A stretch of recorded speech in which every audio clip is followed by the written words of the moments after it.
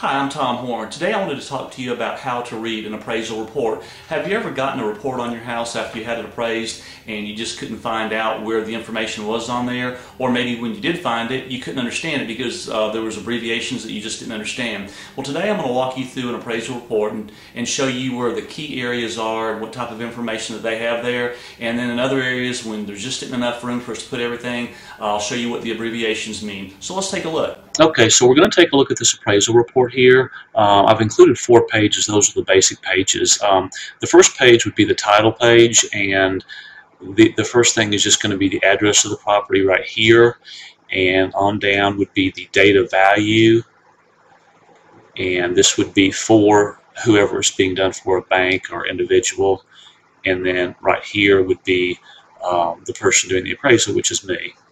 The second page of the appraisal is the main part, and if you look over to the side, you're going to see some highlighted words which tells you what information is included in this section. Right here, the first section is the subject, which would include all information about the subject pertaining to the address, the borrower or owner's name, the legal description, assessor's parcel number, and also the lender's name, who the appraisal is being done for. The next section is the contract section. This is going to be filled out if the property is under contract for sale. If not, then it would be blank. Below that, you have neighborhood section.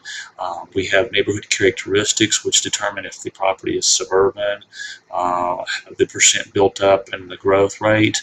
Also, right here is 1-unit housing trends. Those are market statistics in regard to what direction the property values are going.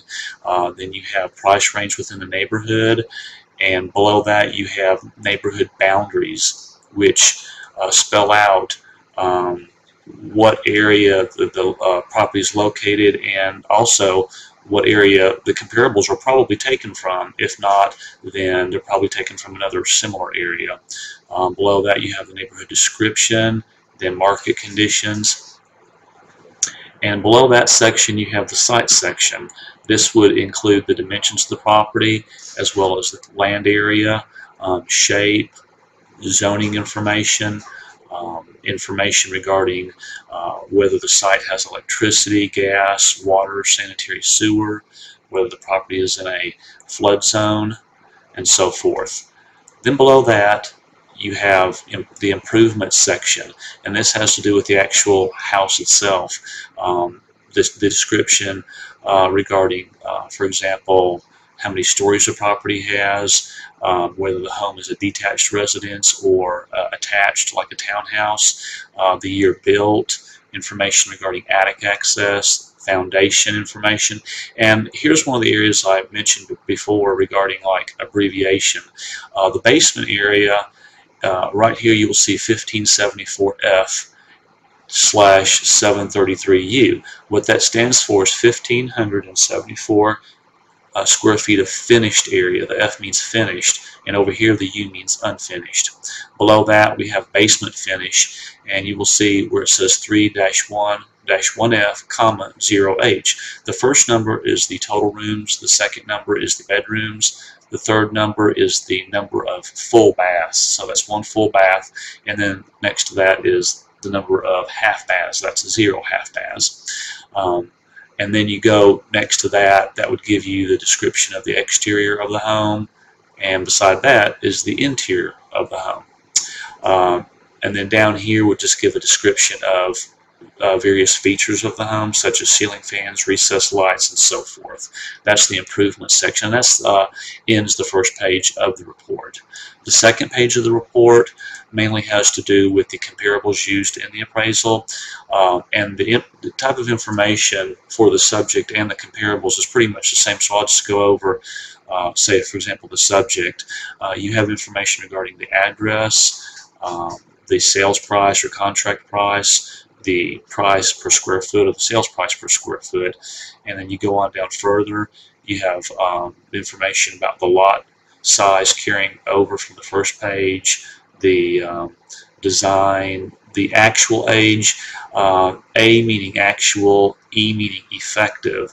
The house is 22 years old. However, with updating and renovation that it's had over the years, effectively it's considered 10 years old. So that's something that a lot of people don't understand. Below that, you have above grade room count and gross living area, which is carried over from the front of the page as well. 9 rooms, 5 bedrooms, 4 bathrooms, and then 2 half baths. That's what the 4:2 is, and then the square footage of 4,054 square feet. And then the square footage and the basement room count that I mentioned before carries over to right here. If you go down a little bit further, the garage carport, here's an abbreviation. It's 2GA, meaning 2 garage attached, and here's 2GB, 2 garage built in. Then we just have abbreviations for additional features. Right here you have deck, fireplace, there's 2 of them, fence, security system, jetted tub, and sprinkler system. So the sales comparables are pretty much similar to that, so I'll just leave it at that. Down below, you will see some information regarding the sales history of the subject and comparables, and then an analysis of that. Right below that is the summary of the sales comparison approach, giving information as to how we arrived at our value, what sales we may have placed more emphasis on, and so forth. I blacked out information here regarding the value of the home just for confidentiality purposes. However, the value of the home from the sales comparison approach is right here, carried down through here, and then the cost approach is next to that. And of course down here is the final value estimate and the date of value. And then the very last page that I'm showing you is the page which includes some information on the cost approach. We do a cost approach on not all the appraisals that we do, but the ones that the lenders require. It's not a Fannie Mae requirement anymore, but you have information regarding the square footage and how much cost per square foot there is and so forth, and then you have the final value by the cost approach. So I hope that's been helpful. Well, I hope the walkthrough on the form has been helpful to you. I hope it gives you a little bit more information as to where particular things are found on the form and maybe what some of the abbreviations look like. If you have any further questions, you can give me a phone call, you can email me, or you can connect with me on Facebook. Thanks a lot.